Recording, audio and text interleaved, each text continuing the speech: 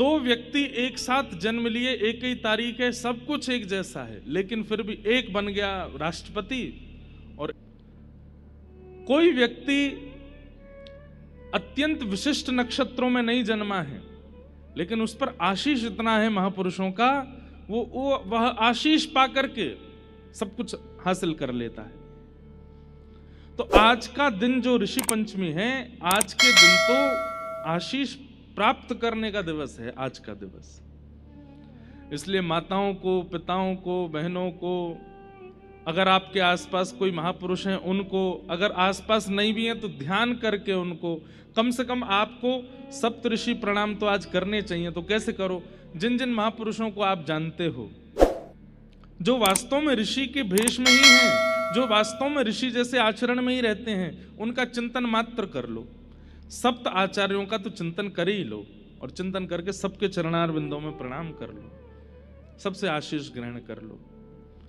आज के दिन आचार्य चरणों से आशीष ग्रहण करने से अगर कोई विधि अगर डगमगा भी रही होगी ना, नक्षत्र के अनुकूलता से या आपके ज्योतिष शास्त्र के अनुकूलता से, वह भी व्यवस्थित हो जाती है।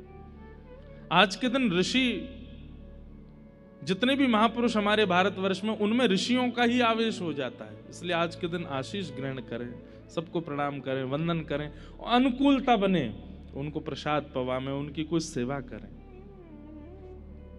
सबरी जी का नाम आप सबने सुना है। सबरी जी के ऊपर राघव जी ने कृपा की, ये बात सब जानते हैं, पर किस वजह से की? क्योंकि एक ऋषि की कृपा थी उनके ऊपर। एक ऋषि प्रसन्न हो गए थे उनसे।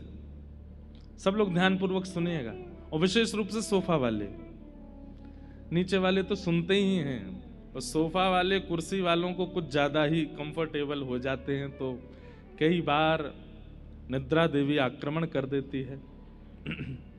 एक तो ये पंडाल भी ऐसा है, यहाँ पे एसी की ठंडी हवा चल रही है, शांत वातावरण है, ज्यादा शोर शराबा है नहीं, लोग बाग भी बात करते हैं तो आवाज आती नहीं, उसमें भी सोफा मिल गया है, बीच बीच में पानी भी मिल जा रहे हैं। बहुत व्यवस्थित होकर के दो चीजें नहीं हो सकती। बुरा नहीं मानना, सोफे वालों को मैं बुराई नहीं कर रहा हूं, है ना।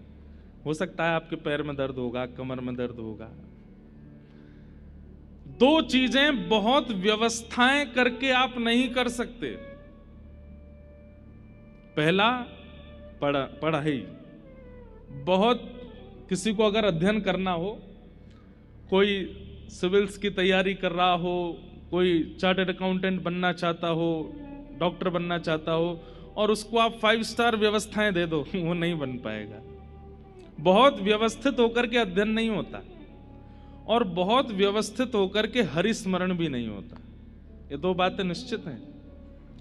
इसलिए हमारे यहां शास्त्रों में आज्ञा की गई है, जिनके तन ठीक हैं, शरीर जिनका ठीक है, पैर भी ठीक है, कमर भी ठीक है, और उसके बाद भी अगर वो बहुत व्यवस्थित होकर के कथा सुनता है, बहुत व्यवस्थाएं लेकर के, तकिया एक यहाँ लगा ली, एक यहाँ लगा ली, एक पीछे लगा ली, और बिल्कुल ऐसे करके फिर कथा सुने, नहीं होगा। फिर उस पर निद्रा देवी की कृपा होगी, कथा नहीं आ सकती। इसलिए जिनके हाथ पांव ठीक हैं वो तो नीचे ही बैठना, जिनको बहुत ज्यादा श्रम होता है नीचे बैठने में, वही ऊपर बैठे, क्योंकि ऊपर बैठ के कथा होती नहीं, सुनाई नहीं देती, समझ नहीं आती, और कई बार समझ में आ भी जाती है तो उसका विशेष प्रभाव होता नहीं। इसलिए सोफा वाले थोड़े सावधान रहना। तो क्या बता रहा था मैं? हाँ, ऋषि कृपा सबरी के ऊपर। मतंग ऋषि रोज अपने कुटिया में ठाकुर जी की सेवा करते हैं। सबरी, जो कि श्रेष्ठ कुल खानदान, कहीं उसका जन्म नहीं हुआ, श्रेष्ठ नक्षत्रों में जन्म नहीं हुआ,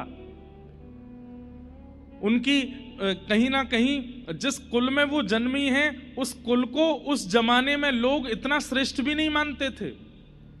जिस राह से उस कुल के लोग निकल जाते थे, उस राह से कोई और विशिष्ट व्यक्ति तब निकलता था जब पानी का छिड़काव कर दिया जाता था। ऐसी स्थिति सबरी की। लेकिन सबरी क्या करती है? जब इच्छा मन में प्रकट हो गई कि अब जीवन का सार ढूंढना है, हमारे कई भक्तों के चित्त में एक जैसी भावना देखने को मिली। कैसी भावना? जैसे माधवदास जी का चरित्र आता है कि वो जगन्नाथपुरी गए, उस समय उनकी आयु 20 वर्ष की थी। तो जब जगन्नाथपुरी गए और महाप्रभु जगन्नाथ जी को देखा तो देखते ही रोने लगे। इतना रोए, किसी ने आकर के समझा, रो क्यों रहे हो?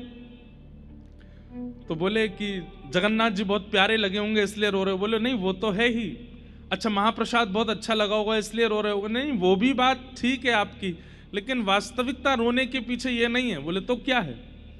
बोले मैं ये रो रहा हूं कि ये छवि मैंने 20 साल पहले तक क्यों नहीं देखी, मैंने 20 साल क्यों गवा दिए, 20 साल नश्वर संसार को देखने में व्यतीत कर दिया। मैंने जगन्नाथ जी को तभी क्यों नहीं देख लिया जब मेरे नेत्रों में देखने की सामर्थ्य थी। 20 साल व्यर्थ कर दिए।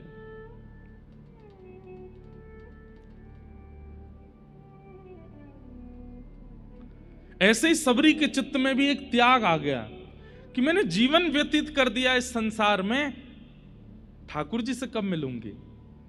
और निकल पड़ी सबरी। मतंग ऋषि रोज अपनी कुटिया में बैठ करके ठाकुर जी की आराधना करते हैं, सेवा पूजा करते हैं, आराधन करते हैं। और सबरी छुप करके देख रही है। क्यों छुप करके क्यों देख रही है? क्योंकि उसके मन में यह भावना है कि मुझे सहर्ष तो कोई स्वीकार करेगा नहीं, क्योंकि मैं ऐसे कुल खानदान आदि में जन्मी हूं, मुझे कोई कृपा मेरे ऊपर करेगा नहीं। इसलिए क्या की? सेवा की चोरी। कल भी हमने सुना था कि अनंताचार्य ऋषि की सेवा की चोरी वेंकटेश भगवान कर रहे थे, तो उन्होंने ठाकुर जी को डांट दिया। बोले आप मेरी सेवा की चोरी नहीं कर सकते।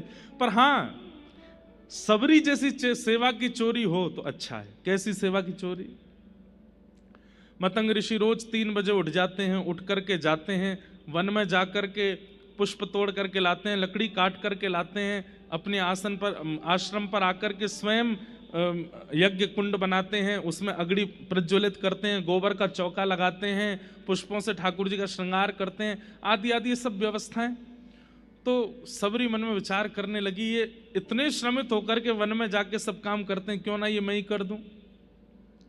तो कुछ दिन तक तो देखती रही कि ये क्या क्या सेवा करते हैं, इनको कौन से पुष्प प्रिय हैं, कैसी लकड़ियां लेते हैं, ये सब विचार करने लगी। और फिर जब लगा कि अब उचित है, तो मतंग ऋषि उठते उससे पहले लकड़ियां भी आ जाती, उससे पहले पुष्प भी आ जाते, उससे पहले बिल्वपत्र आदि भी हो जाते। ऋषि मन में सोचते ये कौन करके गया है। बहुत देर तक विचार करते, ढूंढते, और सबरी करके इतनी दूर चली जाती कि ऋषि को दिखाई ना दूं मैं। और फिर दूर बैठ करके केवल चिंतन करती, मुझसे अपराध तो नहीं हो रहा है ना, हे ठाकुर जी मैं अपराध की भागीदारी तो नहीं बनूंगी ना, बस मैं गुरुदेव मुझे स्वीकार करें उसकी मैं प्रतीक्षा नहीं कर रही हूं, मैं पहले ही उनकी सेवा कर रही हूं। मतंग ऋषि थोड़ी देर तो देखते, जब कोई नहीं मिलता तो सोचते अब पूजा तो करनी है, कर ही देते हैं। तो वही सामग्री फिर अपनी सेवा में प्रयोग में लेते। सबरी आकर के चुपचाप देखती कि मेरी सामग्री प्रयोग में आई कि नहीं। हमारे आपकी जैसी नहीं थी सबरी। ढिंडोरा पीट देते हैं सेवा करने से पूर्व, हम वहां से ये लाए हैं आपके लिए, महाराज जी आप ये यूज करते, अब से ये लीजिए। और सबको होता है, बिहारी जी में बंगला बनते हैं हमारे यहाँ, गए आप लोग बंगला में देखो, ठाकुर जी का बंगला बनता है बहुत सुंदर। और फिर जिस चौखट पे बिहारी जी बैठते हैं उसके नीचे बड़े अक्षरों में लिखा रहता है, हैदराबाद के फलाने व्यक्ति ने बंगला बनवाया, कलकत्ता के उन सेठ जी ने बंगला करवाया। मान लीजिए आपकी सेवा भी ले ली, बंगला भी बना दिया, लेकिन बिहारी जी के नीचे नाम नहीं लिखा है, तो नाक मुंह सुकुड़ जाएंगे आपके। इतनी एक तो हमने सेवा कर दी, ऊपर से हमारा नाम भी नहीं बोला। सबरी ऐसी नहीं है। सबरी तो चुपचाप देख जाती है कि मेरी सेवा प्रयोग में आ गई, बस प्रसन्न हो जाती है। अगले दिन और निष्ठा से सेवा करती है। अब तो रात्रि 2 बजे ही पहुंच जाती है, गोबर का चौका लेकर के, और पूरे जो यज्ञ वेदी है उसका निर्माण करती है, वहां सुंदर सुंदर रचनाएं बना देती हैं। और मतंग ऋषि उठे उससे पहले सब व्यवस्थित करके वहां से भाग जाती है। ऋषि मन में विचार करने लगे कौन कर रहा है ये सेवा, लेकिन सेवा की स्थिति, सेवा की सामग्री इतनी उचित है कि ऋषि चाह करके भी क्रोध नहीं कर पा रहे हैं।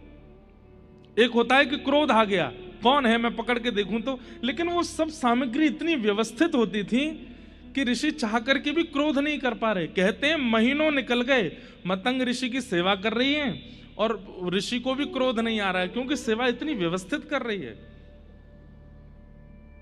एक दिन ऋषि के मन में आया कि मुझे क्रोध नहीं करना है, पर मैं देखूं तो सही इतनी निष्ठावान कौन है। एक सेवा का एक स्वरूप होता है, हम लोगों की सेवा का, हर दिन हमारा उत्साह, एक्साइटमेंट घटता है,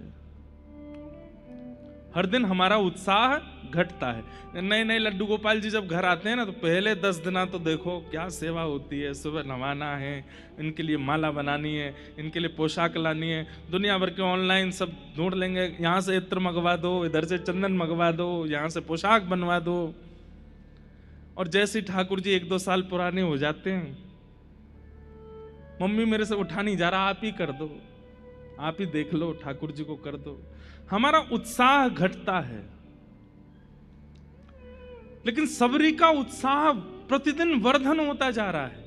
वो इतने भाव से सेवा प्रस्तुत कर रही है, मतलब उन्हें ये तक पता है कि कर्दम ऋषि, मतंग ऋषि कौन से प्रकार के पुष्प, किस तरफ झुके हुए पुष्प ठाकुर जी को अर्पित करते हैं, तो उसी तरफ झुके हुए पुष्प लेकर के आती है, कुशा लेकर के आती है।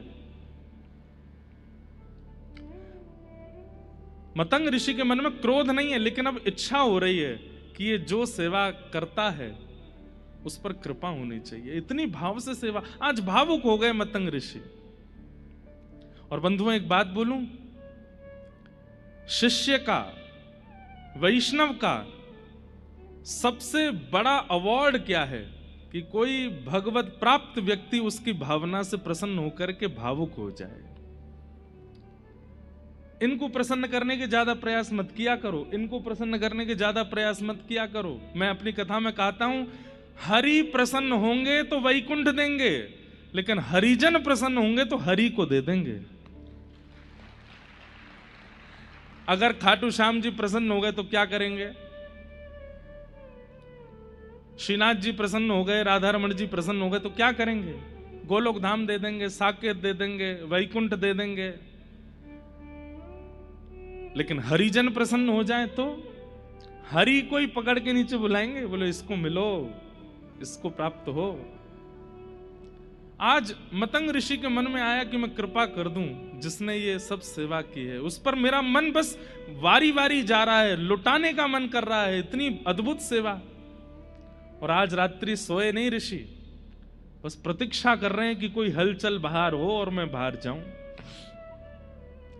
तभी सबरी आकर के सेवा कर रही है और ऋषि बाहर जैसे प्रस्तुत होते हैं, तुरंत सबरी घबरा जाती है, दौड़ने लगती है वहां से। ऋषि कहते हैं सावधान, वहीं रुक जाओ नहीं तो शाप दे दूंगा। रुक जाती है, नेत्रों में अश्रु आ गए, चरणों में प्रणाम करके कहती है मैंने अपराध किया, मुझे क्षमा कर दें। ऋषि बोले तुम हो कौन और तुम ये सब सेवाएं क्यों कर रही हो मेरी? और ये छुप करके करने की क्या आवश्यकता है? तुम मुझे बोल दो, मैं तुम्हें आज्ञा कर दूंगा कि ये ले आओ, वो ले आओ, ऐसा कर दो, वैसा कर दो। तब सबरी कहती है आज्ञा करने के बाद उसका पालन करना, यह भी एक सेवक धर्म में निम्न कोटि हो जाती है। गुरु की आज्ञा हुई नहीं, उससे पहले समझ जाना, यह श्रेष्ठ कोटि होती है, ये श्रेष्ठता होती है। आप आज्ञा करें और उसके बाद में उसको पूर्ण करूं तो इसमें मेरा सौभाग्य क्या है? आपका मुखमंडल देख करके मैं पहचान जाऊं कि आप क्या चाहते हैं, वो मेरी सेवा का धर्म है ना। ऋषि बोले मैं तुमसे बहुत प्रसन्न हूं, बहुत प्रसन्न हूं। अब मैं तुम पर कृपा करना चाहता हूं, अब तुम ये छुप करके मत करो, अब मैं आज्ञा करूंगा वैसे सेवा करो। इस कारण से मतंग ऋषि को कितने लोगों ने त्याग दिया, कितने वैष्णवों ने उनके बारे में अपवाद करने शुरू कर दिए, कई ऋषियों ने उनके बारे में अनर्गल वार्ताएं करनी शुरू कर दी। बोले एक तो स्त्री को सेवा में रख लिया, ऊपर से ऐसी स्त्री जिसका कुल खानदान भी पवित्र नहीं है। मतंग ऋषि जब ये बात सुनते हैं तो कहते हैं वह कुल धन्य नहीं जिस कुल को पूरी रामायण याद हो, पूरी मानस जी की चौपाइयां याद हो, पूरे भागवत जी के सदग्रंथ याद हो। वह कुल धन्य है, वह व्यक्ति धन्य है जिनके पास भले ही सब कुछ ज्ञान में ना हो लेकिन चित्त में भाव प्रकट है। समय आया और मतंग ऋषि एक दिन सबरी जी से कहते हैं अब मेरे जाने का अवसर है, अब मैं जाऊंगा। रोने लगी सबरी, अब ऐसे मत कीजिए भगवान, आप चले जाएंगे तो मैं कहां जाऊंगी। बोले नहीं, मैं जाऊंगा तभी तुम्हें ठाकुर जी मिलेंगे। कब मिलेंगे, कैसे मिलेंगे? बोले बस प्रतीक्षा करो। अवध में रघुकुल कमल दिवाकर प्रभु श्री राम का प्रादुर्भाव होने वाला है, बस तुम प्रतीक्षा करना। प्रतीक्षा में अविश्वास मत ले आना, ठाकुर जी आएंगे। एक ही गुरु मंत्र दे करके गए हैं, प्रभु आएंगे, चाहे आज आए, कल आए, परसों आए। एक अभी सफल होंगे एक दिन जरूर, मनोरथ सफल होंगे एक दिन जरूर। मनोरथ सफल होंगे एक दिन जरूर। और फिर अगली पंक्ति कितनी सुंदर है, न प्रियतम मिले आज, न प्रियतम मिले आज, तो कल मिलेंगे। न प्रीतम मिले आज तो कल मिलेंगे, गुरु गुरु मिल गए तो यूं। देख करके लगता है राम जी इन्हीं के यहां आएंगे। 100 500 साल भजन करते करते संतों को हो गए। उस सबरी को देख करके कहते हैं कि तुम क्यों व्यर्थ ही अपना पूरा दिन व्यतीत करती हो, अभी हुआ ही कितना समय है तुमको कि ठाकुर जी तुम्हारे पास आए। और हमें तो ऐसा लगता है राम जी तुम्हारे पास आएंगे नहीं, गुस्सा के कारण। बोले क्यों? बोले तुमने मतंग ऋषि जैसे एक ऋषि के यहां आकर के एक स्त्री के द्वारा सेवा हो रही थी, उनका पूरा आश्रम तो तुमने अपवित्र कर ही दिया, तुम्हारे यहां राम जी कैसे आ जाएंगे? जिस दिन राम जी का आगमन हुआ दंडक वन में, सब संतों ने अपने घर के, अपने आश्रमों के बाहर गोबर के चौका लगाए हैं, सबने अपना आश्रम सजाया है। सबरी जी के चित्त में यह भावना नहीं है कि वो आए ही, उनको तो यह है कि वो किसी अन्य आश्रम में भी आएंगे तो मैं दूर से देख लूंगी, मुझे दिख जाएंगे, इससे बड़ा सौभाग्य क्या होगा। कहते हैं राघव जी जब पहुंचे हैं, सब संत खड़े हैं, हजार हजार वर्ष की तपस्या पूरी हो गई है जिनकी, वह भी खड़े हैं। सबको राघव जी दर्शन दे रहे हैं हाथ जोड़ करके, और सबके यहां जाकर के यही पूछते हैं सबरी जी का आश्रम कहां है, मुझे सबरी जी से मिलना है। वो ऋषि अपना बताना चाहते हैं कि मैं उस परिवार से आया था, 1000 वर्ष मैंने ऐसी तपस्या की, तब जाकर के मुझे आपका दर्शन हुआ। ठाकुर जी कहते हैं वो सब बात ठीक है, ये बताओ सबरी जी का आश्रम कहां है। किस कारण से? सबरी जी की इस स्थिति में अनेक कारण जुड़े हैं। सबसे पहला कारण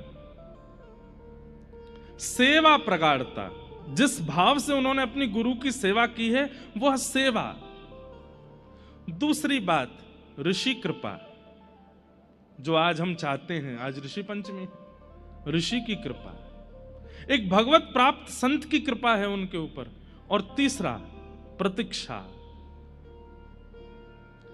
तीनों में भी लेश मात्र भी कमी नहीं छोड़ी है सबरी जी ने, ना तो सेवा में कमी छोड़ी है, ना ऋषि कृपा में कमी छोड़ी, और ना प्रतीक्षा में कमी छोड़ी है। इसलिए ठाकुर जी आते ही दंडक वन में सीधे सबरी जी के यहां गए।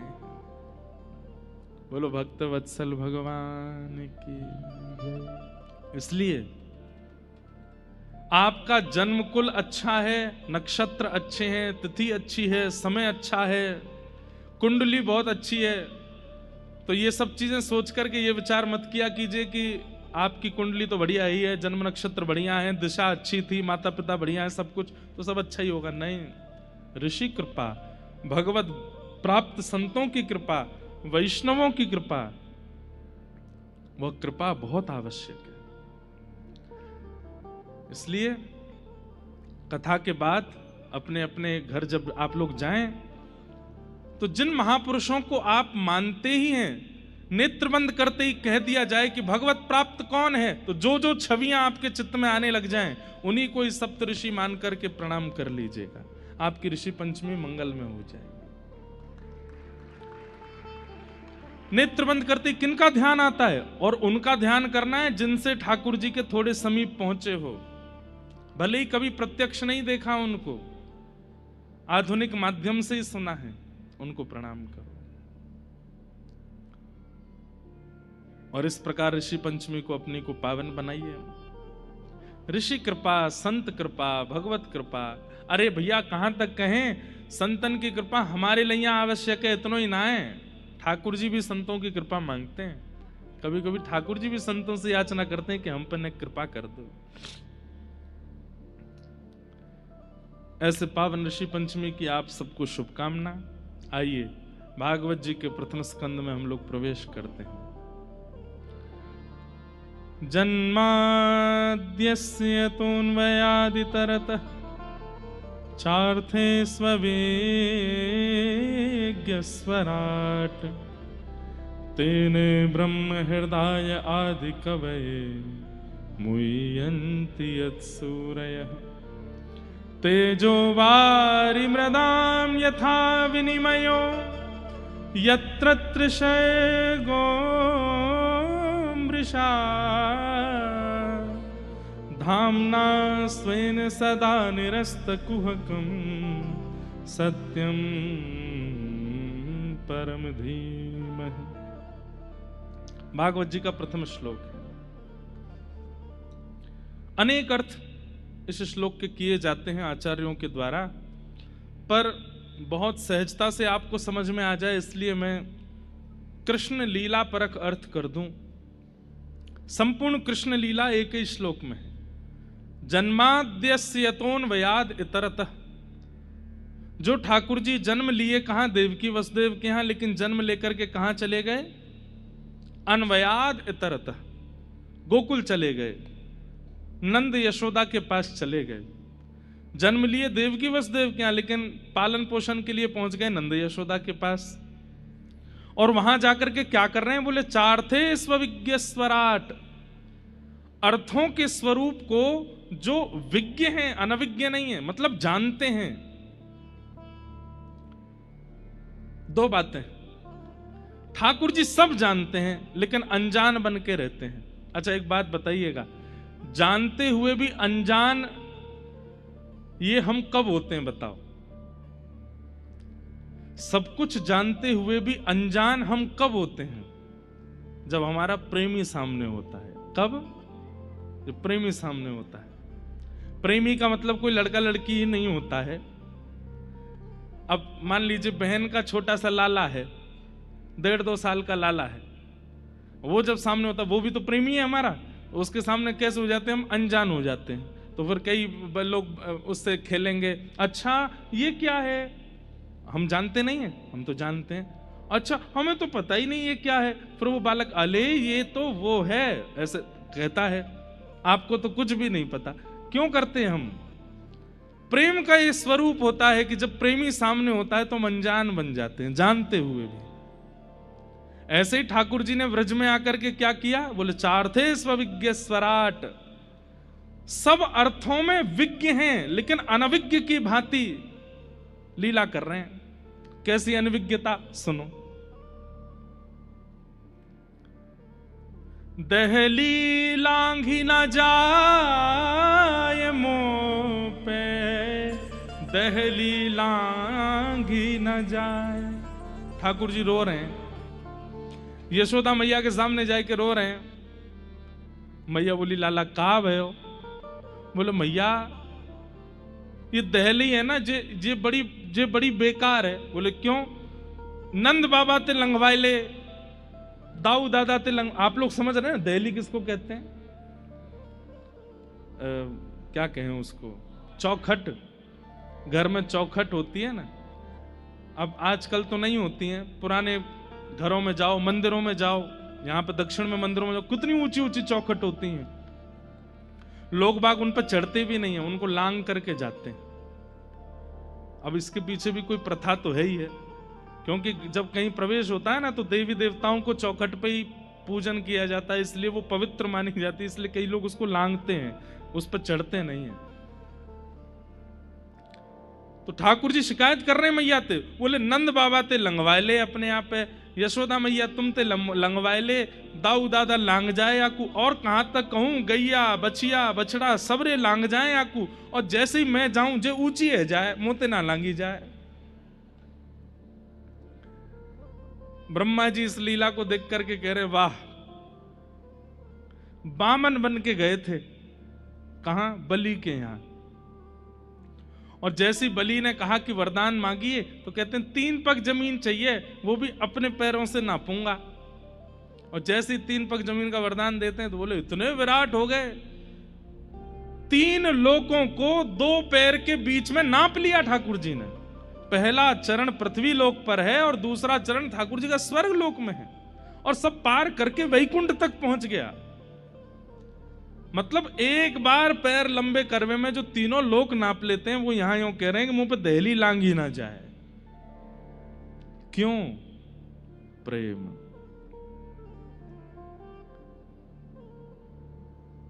प्रेम के वश अर्जुन रथ हांक्यो, भूल गए ठकुराई, सबसे ऊंची प्रेम सगाई, सबसे ऊंची प्रेम सगाई। ऐसी प्रीत बढ़ी वृंदावन, ऐसी प्रीत बढ़ी गोपी संग रास रचाई, सबसे ऊंची प्रेम सगाई, सबसे ऊंची प्रेम। दुर्योधन की मेवा त्यागी, साक विदुर घर खाई, सबसे ऊंची प्रेम सगाई, सबसे ऊंची प्रेम। वो प्रेम प्रेम नहीं होता जहां पर व्यक्ति जानकार बन के बैठता हो। प्रेम में तो व्यक्ति अनजान बन के बैठता है कि नहीं मुझे तो कुछ पता ही नहीं है, मैं तो कुछ जानता ही नहीं हूं। जो सर्वगुण संपन्न होकर के प्रेम में प्रस्तुत होता है वो प्रेमी नहीं है। ये प्रेमी का एक लक्षण है, अपने प्रेमी को परख लीजिएगा। और भैया हमारी बातन को छोरा छोरीन में ही मत ले जाया करो। प्रेमी का मतलब छोरा छोरीन का ही थोड़ी होता है, लड़का लड़की का ही थोड़ी होता है। अब आप एक बात सुनिएगा, ठाकुर जी आपसे कितना प्रेम करते हैं। अपने मंदिर के ठाकुर जी को जाकर के देखो, सब पता है उनको, सब जानते हैं, लेकिन फिर भी अनजान बन करके बैठे रहेंगे। आप जहां बैठा दोगे वहां बैठ जाएंगे, जैसा पहना दोगे पहन लेंगे, जो खिला दोगे खा लेंगे, जब सुला दोगे सो जाएंगे, जब उठा दोगे उठ जाएंगे, जहां ले जाओगे चले जाएंगे। ठाकुर जी कैसे समर्पित होकर के खड़े हो जाते हैं, हमारे हो जाते हैं कि भाई मैं तेरे हवाले हूं, तू जो चाहे कर ले मेरे संग में, कछु ना बोलूंगा। ये प्रेमी है, ये प्रेम का स्वरूप है कि वहां अनविज्ञ बना जाता है। चार्थे स्वविज्ञ स्वराट। ठाकुर जी सब जानते हैं। पूतना रूप बदल करके आई है, ठाकुर जी को नहीं पता है? पता है। सारे ब्रजवासी उस पर मोहित हो गए, लेकिन ठाकुर जी ने अपने आंगन पर हाथ धर लियो। क्यों हाथ धर लियो? क्योंकि जानते हैं कि कुरूपणी रूप बदल करके आई है, लेकिन सबको कैसा दिखाते हैं कि मोह तो कुछ पता ही ना है।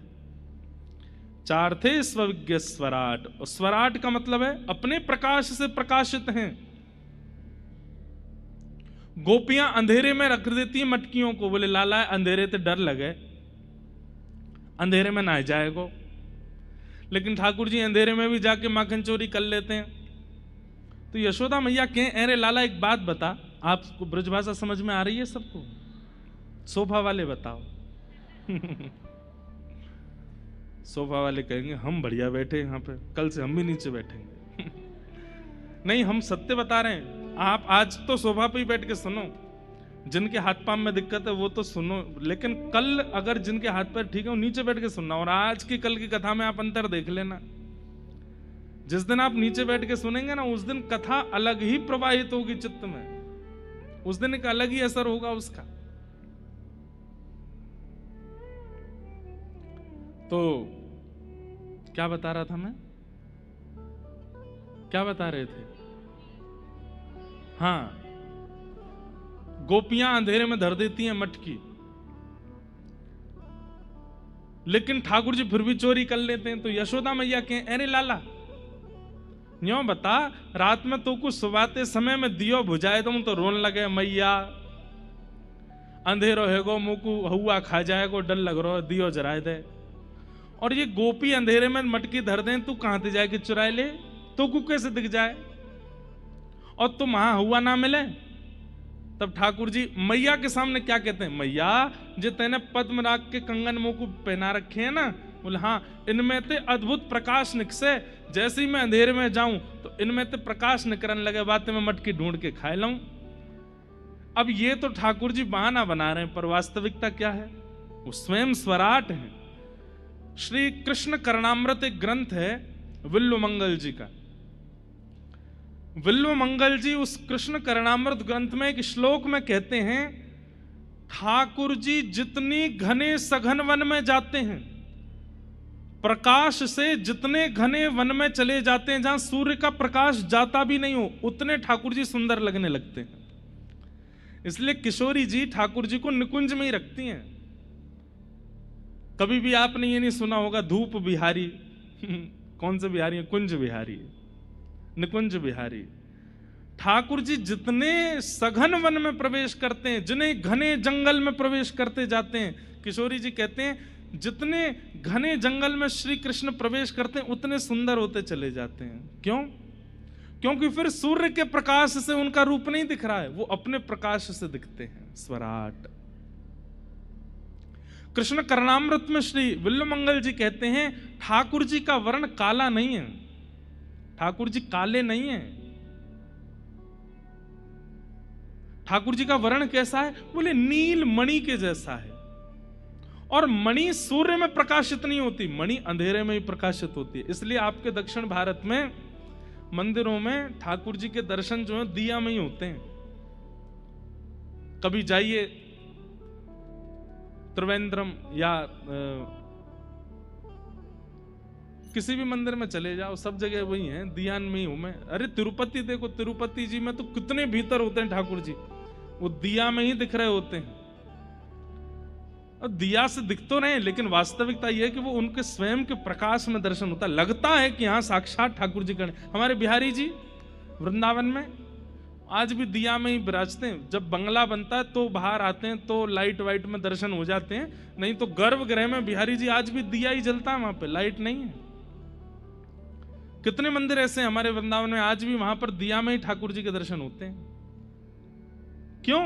क्योंकि ठाकुर जी का जो स्वरूप है वो जितने घनघोर अंधेरे में जाते हैं उतने ज्यादा प्रकाशित होते चले जाते हैं। स्वराट। तेने ब्रह्म हृदय आदि कवये मुह्यन्ति यत्सूरयः।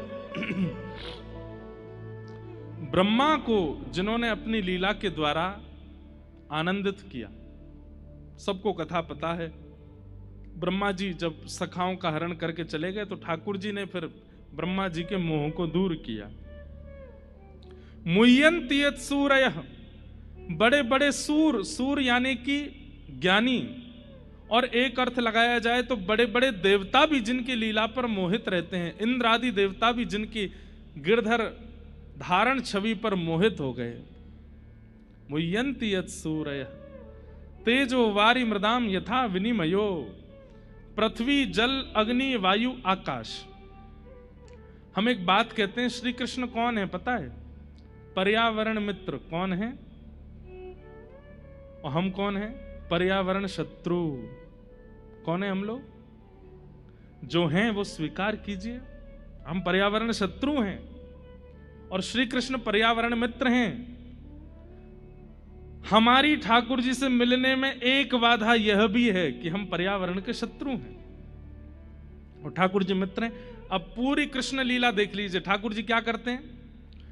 जल का संवर्धन, कालिया नाग को भगाते हैं, बोले कि यमुना मैली नहीं रहनी चाहिए, कालिया नाग तू चला जाए यहां से। जल की रक्षा, मृद भक्षण करते हैं, पृथ्वी से उठा के मिट्टी खा जाते हैं, पृथ्वी की रक्षा।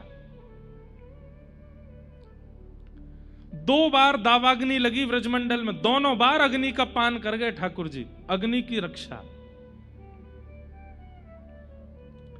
तृणावर्त नाम का एक दैत्य आया था बवंडर के रूप में, ठाकुर जी ने उसको मार करके वायु की रक्षा। महाराज करके ठाकुर जी कर रहे हैं आकाश की रक्षा, और श्री गिरिराज जी को धारण करके ठाकुर जी पर्वतों की रक्षा, वृक्षों की रक्षा, गोबर गाय की रक्षा, दूध की रक्षा। संपूर्ण कृष्ण लीला सुनने में आनंद तो बहुत आता है आपको, लेकिन उन लीलाओं से निकालिए कि ठाकुर जी ने किन किन का संवर्धन किया। अगर वह संवर्धन की स्थिति आपके चित्त में नहीं है तो आपके नाम जप से ठाकुर जी प्रसन्न नहीं है, आपकी सेवा से ठाकुर जी प्रसन्न नहीं है। ठाकुर जी कहेंगे तू भज तो बहुत रोए मोकू, लेकिन जो जो मैंने कियो वहां में तेरी नेको रुचि नहीं है, मैं कैसे मिल जाऊं तो ते। इसलिए कम से कम पर्यावरण में किसी एक वस्तु के मित्र बनिए। पर्यावरण मित्र, तेजो वारि मृदाम यथा विनिमयो यत्रत्र सर्गोम मृषा। पृथ्वी, अग्नि, जल, वायु, आकाश, इस श्लोक का हम कृष्ण परक अर्थ सुनने हैं। तो भगवान ने पूरी कृष्ण लीला में क्या किया? पर्यावरण का संरक्षण किया।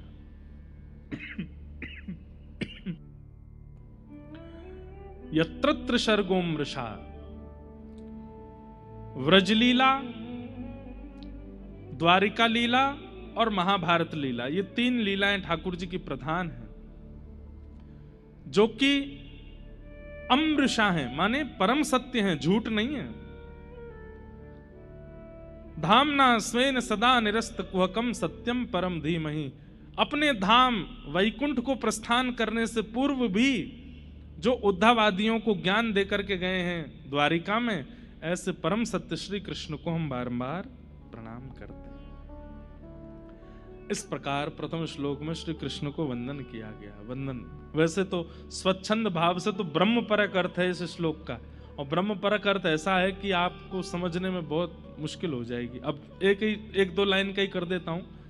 जन्माद्यस्य यतोऽन्वयादि तरतः, जो जन्म और मृत्यु के हेतु हैं, जिनके कारण जन्म होता है, जिनके कारण मृत्यु होती है। यतोऽन्वयाद इतरतः, जो जन्म और मृत्यु से इतर हैं, उनका ना कभी जन्म होता है ना कभी मृत्यु होती है, लेकिन भक्त वत्सलता के लिए वो जन्म भी लेते हैं। चार्थे स्वविज्ञ स्वराट, अर्थों के प्रति जो अविज्ञ हैं, सब जानते हैं, इसीलिए उनको भगवान कहा जाता है। भगवान किसको कहा जाता है? जिसके पास में 6 नॉलेज हो उसको भगवान कहा जाता है। कौन कौन सी? वेत्ति विद्याम अविद्याम च सवाच्यो भगवानति, उत्पत्ति प्रलयम चैव भूतानाम अगति गति, वेत्ति विद्याम अविद्याम च सवाच्यो भगवान इति। ये 6 नॉलेज जिसके पास है उसको भगवान कहते हैं। सबसे पहला, इस पृथ्वी का निर्माण कब हुआ, एग्जैक्ट डेट जिसको पता है, और इस पृथ्वी और ब्रह्मांड का प्रलय कब होगा, ये एग्जैक्ट जिसको पता है, वो परमात्मा। लोग कितना भी दावा कर दें, लेकिन आज तक साइंस इस चीज में आगे आ ही नहीं पाया कि इस पृथ्वी का निर्माण, ब्रह्मांड का निर्माण कब हुआ। कहते हैं कुछ इतने साल हो सकता है पहले, एग्जैक्ट क्या है नहीं पता किसी को भी। दूसरी बात, इस सृष्टि का प्रलय कब होगा। कोई कहता है 2012 में प्रलय आने वाला था, कोई कह रहा 2020 में प्रलय आएगा, कोई कह रहा 2025 में। तो अभी कहीं सुन रहा था मैं कि जून जुलाई तक के बाद तो जो है आधी पृथ्वी तो मर चुकी होगी। अभी तक जीवित बैठे हैं, कछु भयो ही ना है। तो जो उत्पत्ति जानता है, प्रलय जानता है, गति और अगति जानता है, किसकी क्या गति है और किसकी क्या अगति है, ये जिसको पता है। विद्याम अविद्याम च, विद्या क्या है और अविद्या क्या है, ये 6 जानकारियां जिनके पास हैं उनको भगवान कहते हैं। ठाकुर जी सब जानते हैं, इसलिए वो प्रणम्य है, इसलिए वो भगवान है। ऐसे परम सत्य भगवान को हम बारंबार प्रणाम करते हैं। भागवत जी का दूसरा श्लोक, धर्म प्रोजित कैतवोत्र परमो निर्मत्सराणां सतां वैद्यं वास्तवमत्र वस्तु शिवदं तापत्रयोन्मूलनम् श्रीमद्भागवते महामुनिकृते किं वा परैरीश्वरः सद्यो हृद्यवरुध्यते त्रिकृतिभिः शुश्रूषुभिस्तत्क्षणात्। धर्म, अधिकारी, संबंध और प्रयोजन। विषय, अधिकारी, संबंध और प्रयोजन, 4 बातें बहुत ध्यान से सुनिएगा। सबसे पहली बात, कथा का अधिकारी कौन? कथा का अधिकारी मतलब ठाकुर जी किसको अधिकार देते हैं अपनी प्राप्ति का। आप भगवान को प्राप्त करना चाहते हैं, पर आप उनके अधिकारी बने हैं कि नहीं, ये जानना बहुत जरूरी है। बहुत ध्यान से सुनिएगा। जो परम धर्म में व्यवस्थित है वही ठाकुर जी का अधिकारी है, कथा सुनने का अधिकारी है। धर्म प्रोजित कई तवोत्र परमो। भागवत जी का विषय क्या है? हमारे चित्त में परम धर्म का उद्दीपन होना और हमारे चित्त से ईर्ष्या का नाश होना। एक बात बहुत ध्यान से सुनिएगा हमारी। कई लोग अपने क्रोध पर काम करते हैं कि हमारा गुस्सा बहुत है, कंट्रोल होना चाहिए। कई लोग अपनी जीभ पर काबू करते हैं कि बहुत चटोरी है, इसको काबू करना है। कई लोग अपने शरीर पर ध्यान देते हैं, बहुत फैलता जा रहा है, इसको सावधान करना है। कई लोग अपने माइंड को, मन को एकाग्र करने का प्रयास करते हैं, बहुत विचलित रहता है संसार में। हमारी एक बात मानिएगा, हमारे शरीर में एक दोष ऐसा है, अगर वह सुधर जाए तो बाकी सब में सुधरने की स्थिति आ जाएगी। और उस दोष का नाम क्या है? ईर्ष्या। आपने शरीर तो अपना स्वस्थ कर लिया, काम पर तो विजय कर ली, क्रोध पर तो विजय, लेकिन एक वो होता है ना कि रोग ठीक हो गया लेकिन कुछ दिन बाद उसका थोड़ा सा अंश रह गया था तो दोबारा आ गया। कई लोगों को गंभीर बीमारी हो जाती है, डॉक्टर ऑपरेशन करके वो पार्ट ही निकाल देते हैं जो इफेक्टेड हुआ है, पर सुनने में आता है कि 2, 4, 5 साल बाद फिर से हो गया। बोले क्यों? बोले उसका कोई अंश रह गया था अंदर। ऐसे ही आप कितना भी काम पर विजय प्राप्त कर लीजिए, कितना भी जीव पर विजय प्राप्त कर लीजिए, कितना भी शरीर को स्वस्थ कर लीजिए, लेकिन आपके अंदर ईर्ष्या दोष यदि है तो वो फिर से सब कुछ प्रकट कर सकता है। अगर ईर्ष्या दोष ही निकाल दिया जाए और ईर्ष्या दोष निवृत्ति के बाद काम पर, जीव पर, क्रोध पर, शरीर पर, अन्य भावों पर अगर काम किया जाए तो जो एक बार नष्ट होगा वो पुनर्जागृत नहीं होगा, क्योंकि ईर्ष्या को आपने निकाल दिया। इसलिए भागवत जी में कहा निर्मत्सराणाम सताम। कथा सुनने का एक उद्देश्य यह भी रखिए कि मेरे चित्त से ईर्ष्या खत्म हो। आप कहोगे महाराज जी हम में तो ईर्ष्या है ही नहीं, इतनी सी नहीं है, सबके अंदर है। कोई अगर रूपवान है और उससे तनिक थोड़ा सुंदर अगर कोई और आ जाए ना, एक मीठी ईर्ष्या आ जाती है चित्त में। कोई थोड़ा सा ज्ञानवान है और उससे तनिक ज्यादा ज्ञानवान कोई आ जाए तो ईर्ष्या आ जाती है चित्त में। हम जैसे हैं, हमसे 1% भी ज्यादा किसी के पास कोई गुण होता है तो हमारे चित्त में ईर्ष्या जन्म लेती ही लेती है। आप कैसे कह सकते हैं कि आप में ईर्ष्या बिल्कुल नहीं है? सबके चित्त में होती है। लेकिन अगर वह ईर्ष्या नष्ट हो जाए तो आप अपने शरीर के जितने भी दोष हैं सब पर काम कर सकते हो।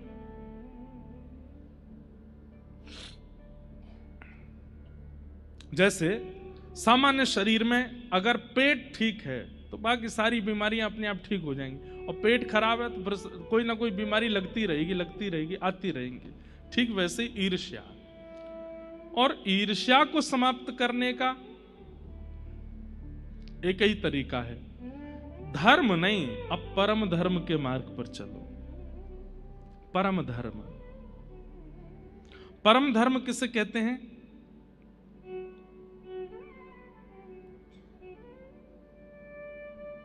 ध्यान से सुनिएगा।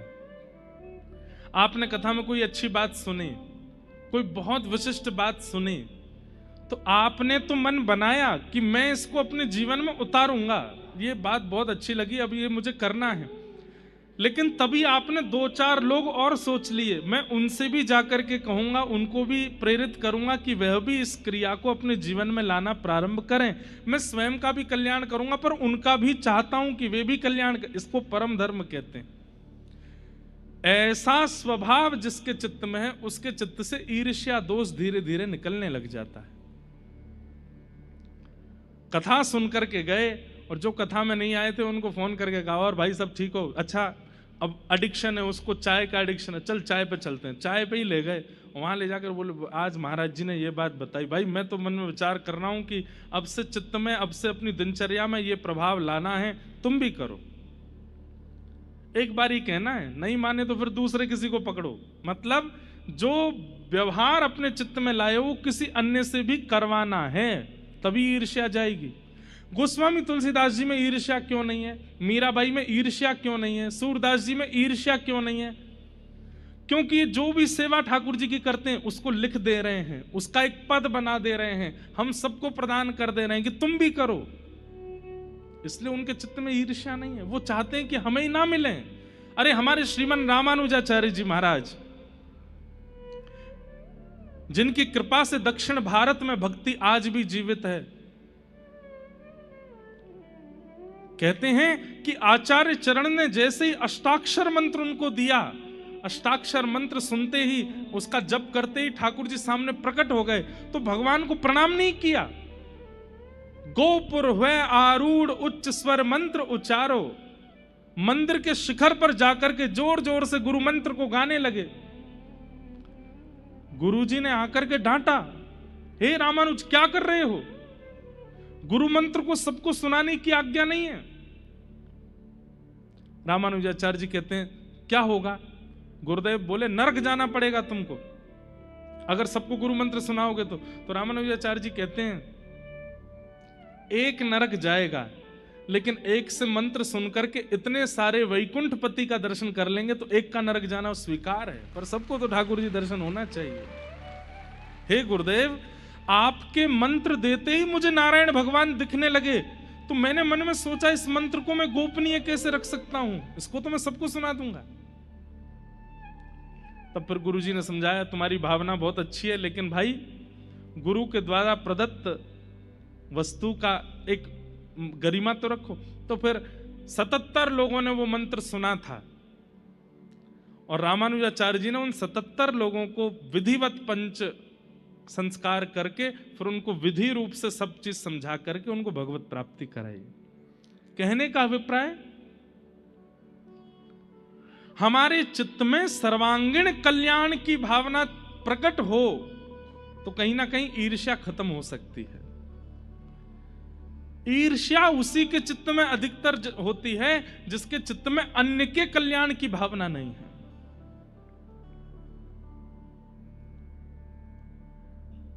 ईर्ष्या का नष्ट होना बहुत जरूरी है। निर्मत्सराणाम सताम वैद्यं वास्तवमत्र वस्तु शिवदम् तापत्रयोन्मूलनम। वैद्यम वास्तवमत्र वस्तु शिवदम्। श्रीमद् भागवत जी हमारा किससे संबंध कराती है? कथा सुनने के बाद में ठाकुर जी हमारे अपने कोई संबंधी हो जाएंगे, या तो ठाकुर जी के प्रति लाला की भावना, या तो उनके प्रति भाई की भावना, या तो उनके प्रति गुरु की भावना। अपने मन से नहीं बनाना है संबंध। एक बात याद रखिएगा, आपने मन में सोच लिया मेरे कोई भाई नहीं है, चलो ठाकुर जी कोई भाई मान लेते हैं। आप नहीं मान सकते। ठाकुर जी से जाकर के स्वयं पूछिए कि हे नाथ, आप मेरे कौन हैं, मुझे बताइए। और हर दिन ठाकुर जी से यही पूछो, आप मेरे हैं कौन, आप मेरे क्या लगते हैं, मुझे बताइए।